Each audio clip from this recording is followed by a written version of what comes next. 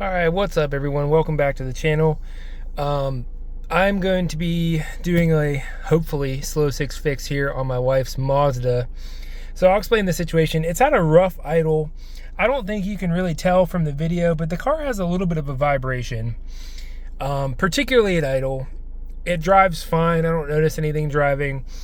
It does kind of have a shudder in gear when you first take off, so I'm questioning if it was the transmission. Long story short, my wife, who is very pregnant at the moment, takes this car to Mazda. It's still under warranty, allegedly. Has them take a look at everything. They have the car for like 3 hours. They come back and they say, "We found that you have a cylinder 4 misfire on the car. It's because you don't have Mazda spark plugs in it. We're going to need to replace those for $400. And also, here's another $900 of things you should do as maintenance." And needless to say, we told them to pound sand. I'll put a couple pictures in this video and explain the situation, but I'm going to see what I can find that doesn't require me spending $400. No cracks or tears. I know your service advisor got with you about your plugs, and with them being aftermarket, as you can see here, you do have a tip on top of your aftermarket plug, and with this factory turbo plug for your vehicle, as you can see, there is no tip to the top. I did find that it was due to your vehicle's plugs that you are having a misfire, which is what you're feeling wherever you're driving and coming to a complete stop. Alright, so I already have this set up, but what we're going to be doing is we're going to be using software called Forscan. It's meant for Ford, Lincoln, Mercury cars, but it actually works on Mazda stuff too. It's essentially a OBD reader slash scan tool. All you need is a dongle that plugs into your OBD port, which on these cars is down here. And basically what you can do is you can turn this on via the software and you can look at any diagnostic codes, you can look at live monitoring, etc., etc. So this car does not have any check engine lights.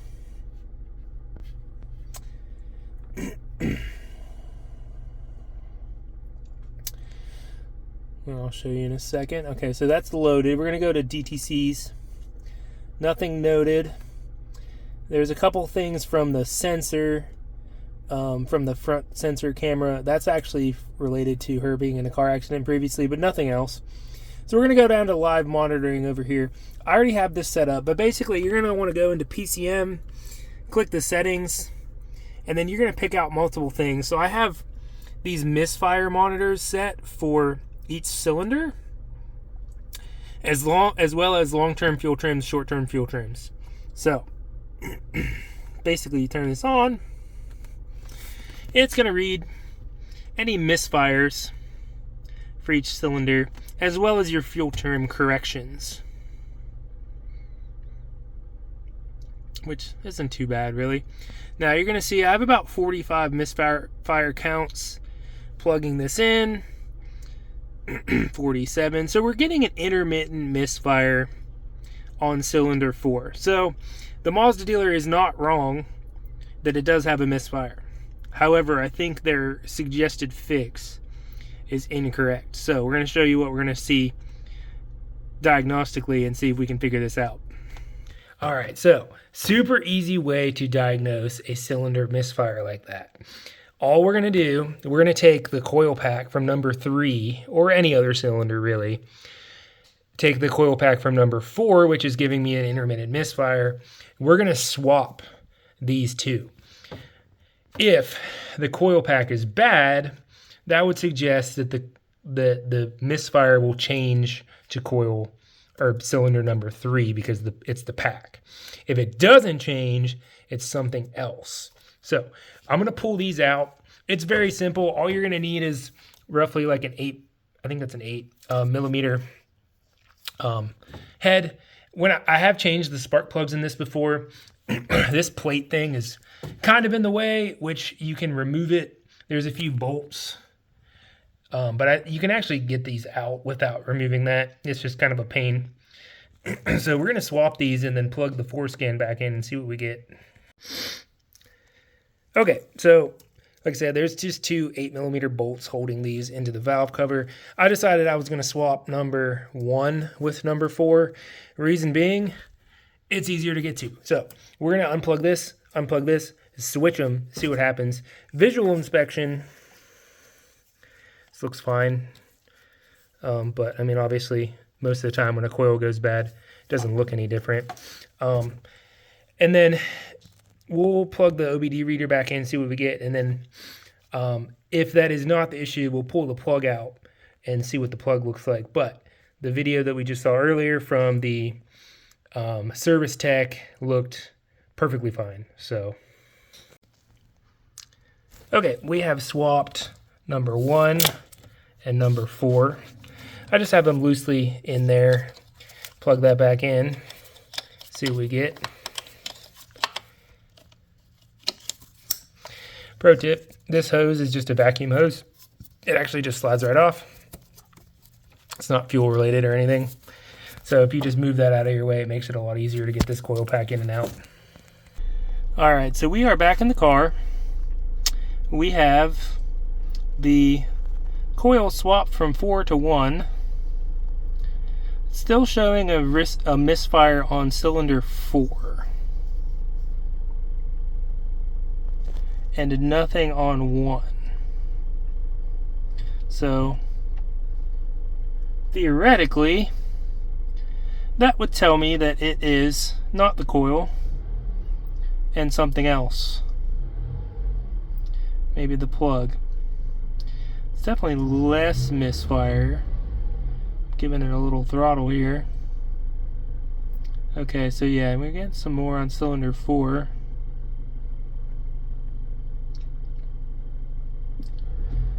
Getting some vibration there. Alright, let's take a look at the plug. Okay, so we have pulled the plug out of cylinder 4. It looks fine. And that's what Mazda was saying about the electrode is a little different between these. But the plug itself reads fine. That's kind of a nice normal color. It's not black. It's not coated in fuel.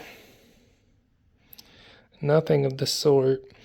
I may just go get a plug and toss one in here for good measure. I'm going to check the gap on these, make sure the gap isn't wrong too.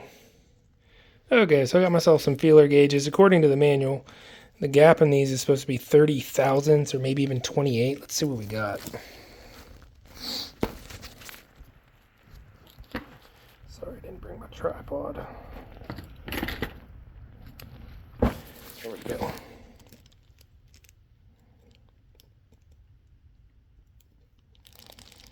Yeah. Gap seems fine. If anything, it's a little too tight maybe.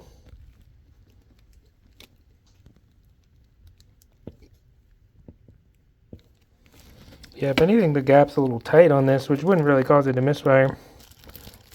So, just for sake of diagnostics, I'm going to go get a plug from AutoZone, toss a new one in here and see. Let me look at the porcelain portion.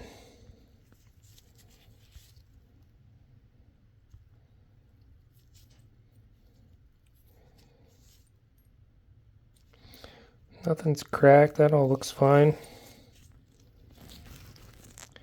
Let's toss a new one and see what we get. Alright, we ran to the parts store, got a new plug. This is the exact same plug that is in the other 3 cylinders and that I replaced the OEM ones with. It's an NGK. There's the part number. The other part number I think is 94088 or something like that. I checked the gap, it's 28 thousandths, that's fine. So we're going to put this in, torque it to spec, and see what we get. Alright, so we put a fresh plug in cylinder 4. We got the exact same thing, just kind of an intermittent misfire.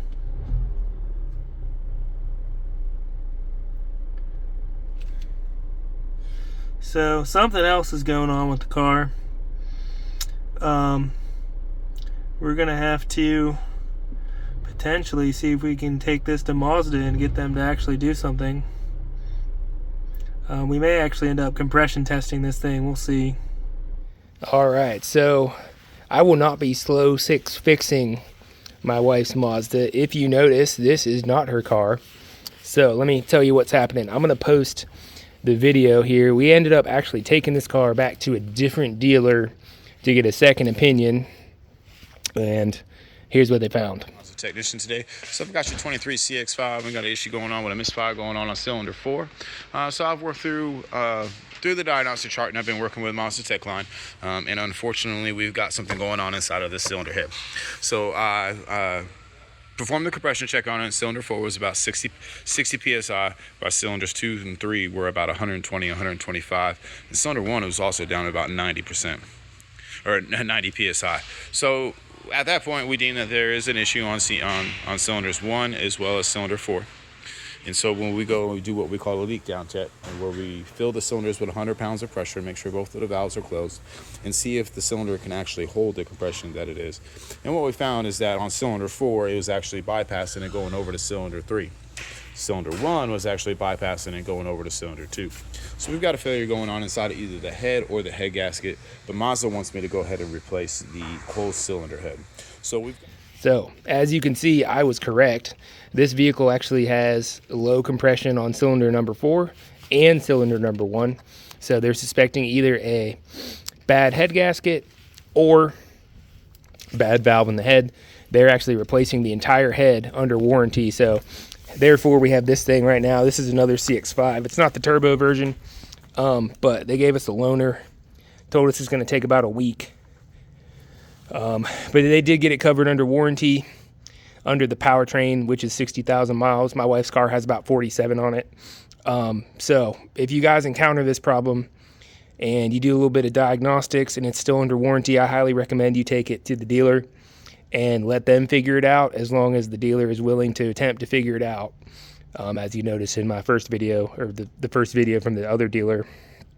Because if that was out of warranty, or if they weren't willing to do that, that is a very expensive fix. I don't know how much a head from Mazda is, but I imagine it's probably a couple $1,000s. What I really wanted to show you is your failure on your old head. So this one here is your old head. As you can see here, I got leaks coming out of the chamber here in 1, as well as over here in number 4. And so I've got water just built up in those intake systems.